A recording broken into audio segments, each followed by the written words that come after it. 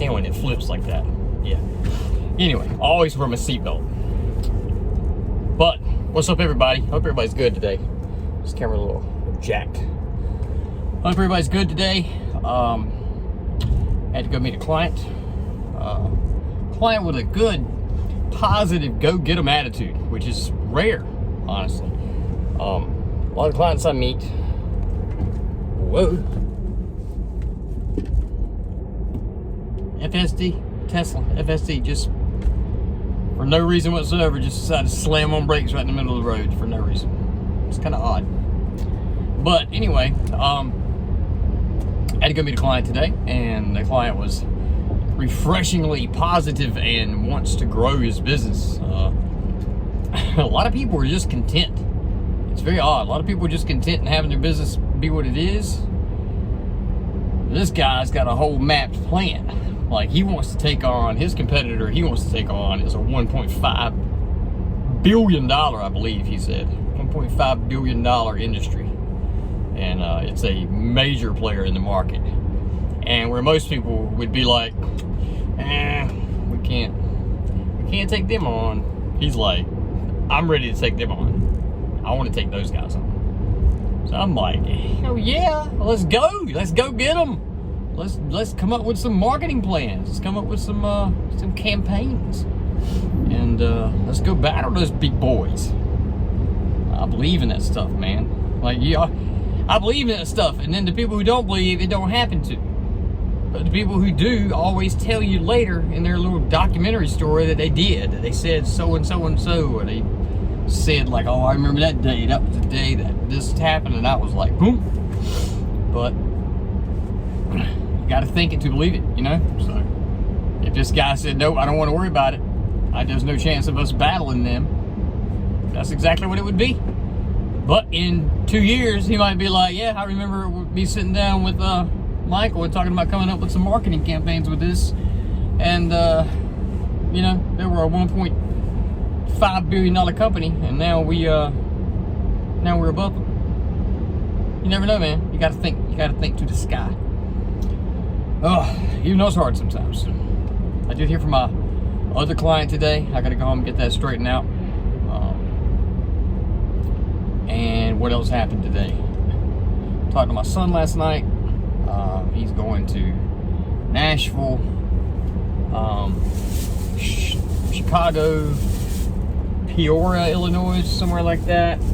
Then out to Michigan. Man, it sucks that I'm missing his life, and he's doing all this stuff. That's something, man, I gotta learn to deal with, like, with the whole son thing. Because, man, it's almost like when I was predicting my life or mapping my life, I'd always have a little spot like, oh yeah, well, me and Caden always be buddies, and we still buddies, but it's like we don't hang ever. Like, I had the heart attack September 23. I'm like, man, he didn't even come like the whole next year. He didn't Father's Day events, Christmas, birthdays, didn't even come see me. I was thinking like at least after the heart attack he would. So it kind of makes me feel like I'm not that great of value to him. You know, I really, yeah, just not a value to him. And,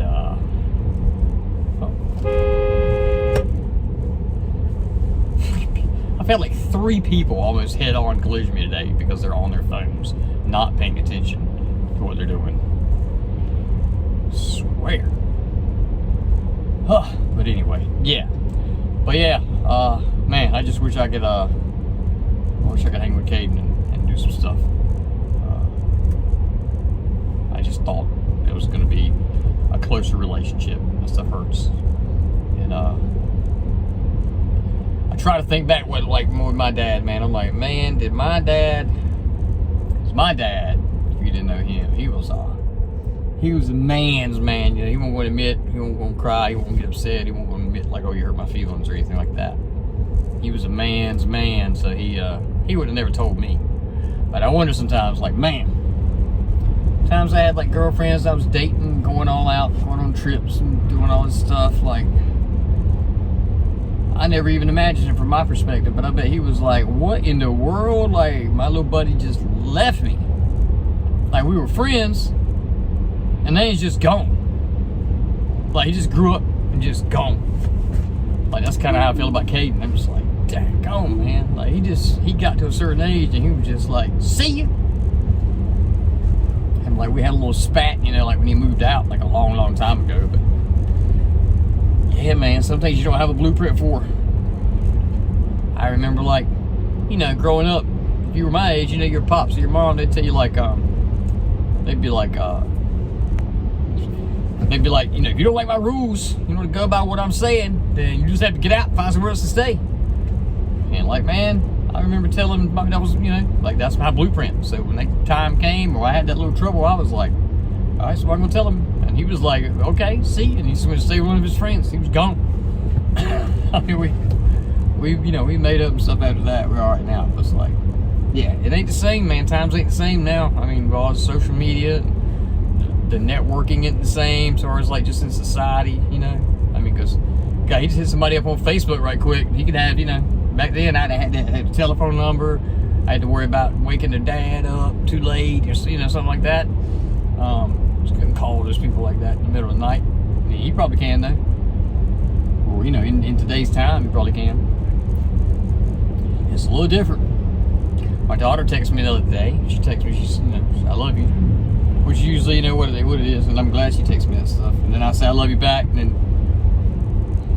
you know, she usually don't respond to anything after that. And then later, you know, I'll kind of see the text box, and I'll read it, and I'll be like, man, should I have said something else? Like, how you doing? Usually when I say something like that, well, you know, I ask, like, how you doing, or, you know, how's work going, or something like that. Like, she usually don't respond anyway, so I guess I just kind of got to a point where I don't continue the conversation. But then I'm like, well, should I continue the conversation? Should I try?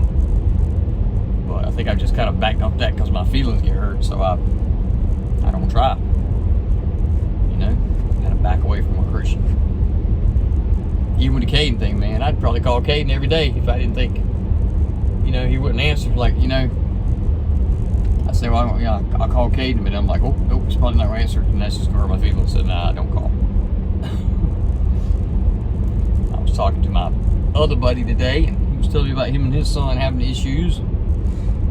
They like got it, you know, pretty bad off. Like it's kind of a big conflict for them. And man, I was like, well, at least you got a conflict to blame it on. Like my kids just basically tell me, like, no, we don't have any conflict. You ain't important enough to see or call. That's how it feels. But I mean, I don't know. Caden does call me. Like I said, he calls. It's just, I don't know, man. We'll see how it goes. I don't know. I know he's grown. He's got to live his life. And, but man, it's not really a either or thing. Like I grew up and lived my life too, but I always included my dad and stuff. I always want to see my dad, be involved with my father, go see him and all that. I swear, I wish I could remember it more clearly back then. Like, you know, how absent I was, like how much I just kind of just dropped hanging out with him, started hanging out with older friends, like I got my license and all that stuff. And I know he hated that. Like right now, I wish I could talk to him, you know, and be like, dude, like on the level, like, did that hurt? Did that bother you, man? Like when I left, did you go through this little era where you were like, oh my God, what happened to my best buddy? You know, like you didn't ever tell me. Sometimes I'll be out at his grave and I'll be like, dude, I'm sorry if I did you like that, man. I sure didn't mean to. I did not know it felt like this. But I don't know. I guess it does. Ugh, but hey, I ain't dead yet. Hopefully I ain't gonna die anytime soon. If you follow the channel, I went to the cardiologist yesterday and he said everything looked good. I mean, he didn't look inside of me, but you know, he listened to my heart. He said everything was good, so took me off one of my medicines, and hopefully I'm okay. I'm, of course, scared to death still about the heart attack. Oh, God, stress, man, the silent killer. Tough not to stress. But hopefully, you know, with this new client of mine, hopefully potential client of mine, I worked for him before on another job. Pretty cool guy, good human being, which, you know, is always good because I don't mind working with good human beings. I don't want to work for somebody that's cheap or has a faulty product, or turn around right here, or lies to people about stuff, or tries to be upfront about something. I don't want to work for nobody like that. So that's good. He's a good dude. I'm looking forward to working with him. So, and I think it's a good opportunity as well. So I'm looking forward to getting home. Matter of fact, I'm on the way home now, and I'm going to go ahead and start a couple of marketing campaign proposals for his product and get it over to him, and just vibe with him and his other creative guy on same brainwave, see if we think of the same kind of stuff. Because a lot of people, they have a product, they want to market the product. So they say if it was ketchup, for instance, they would market the ketchup. They'd be like, this ketchup here is red and in this kind of bottle and tastes good and delicious. We use fresh homegrown tomatoes. Like, they talk about, that's one kind. But then like a marketing campaign would be like who's a guy like I'm trying to think of the example I used a while ago. A marketing campaign would be like the guy from that insurance commercial, he's always dressed up as like chaos, or I'm your morning coffee, and he spills over. So it's the same actor, I can't remember his name, but basically, so they're always showing you like the need for the service. They're showing you why you would need it, or trying to convince you that you need it, versus like talking about the product. Some commercials, man, they don't even have the product yet. What's Progressive Insurance with that, one guy, and he's like, Progressive helps you from becoming your parents. And it goes through all those things that we all connect with, like, oh God, as you get older, you do that, you do start doing that. I don't know, that's funny. And people being united in thought, that's what sells products. That's what gets people thinking on the same level. That's what gets it into the ether where everybody can think about it. You want to be the Kleenex of tissue. You want to be the Band-Aid of bandages. Yeah, nobody says give me a bandage. Everybody says give me a Band-Aid. Well, that's a brand.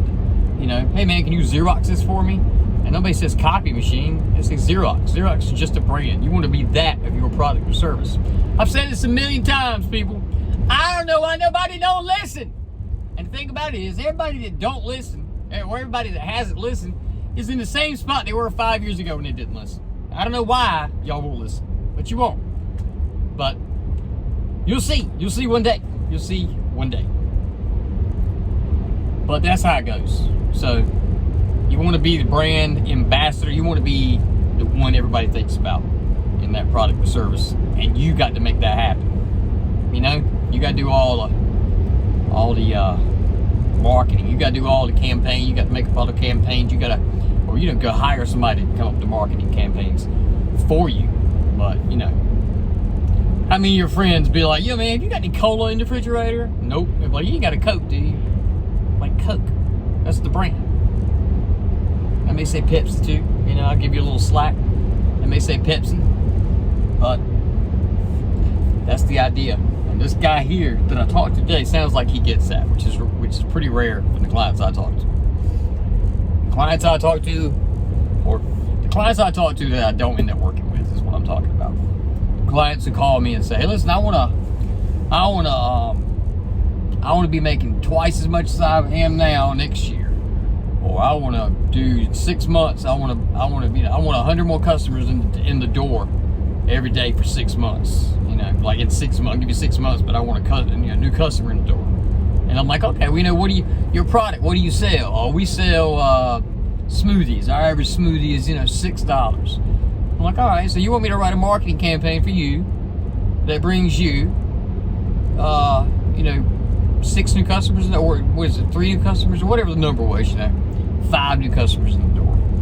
And then you do all that math, and then at the end of the conversation, I go, what's your budget? And they're like, oh, we thought it was going to be like a $200 video. I'm like, really? You thought that I was going to make you a video, one video? You thought somebody could make you one video that was so good, it was going to double your income, it was going to double your business, it was going to double the people with foot traffic in your store? Do you realize the money, the off ratio that you're asking for with the money?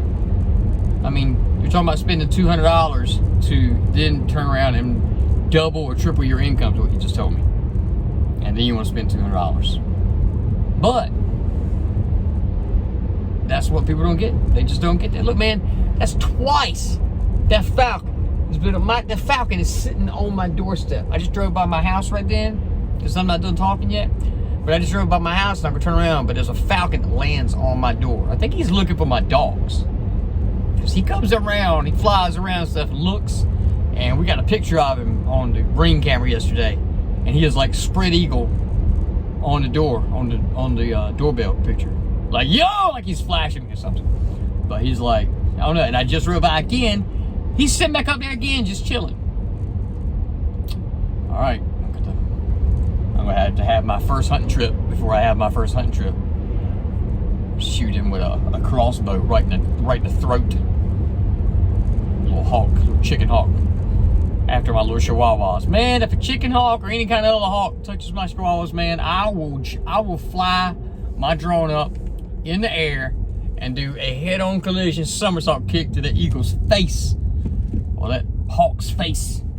Man, I'm trying to turn around in here, and all these people. I don't know if anybody else gets that vibe, but like, man, sometimes if I go too far, I'm gonna turn around. I try to turn around right quick. I can turn around in the most, I mean, just empty spots. Just pick a cul-de-sac on the side of a turn around in, and everybody, for some reason, has got turned around in that cul-de-sac. Oh, man. But anyway, all right, man. I'm going home and kill that hawk. But, we'll talk to you guys tomorrow. Y'all have a good day. I hope y'all had a good day. Believe in yourself, in spite of me not believing in myself that much. I talk about my low self-confidence. But believe in yourself. Peace out.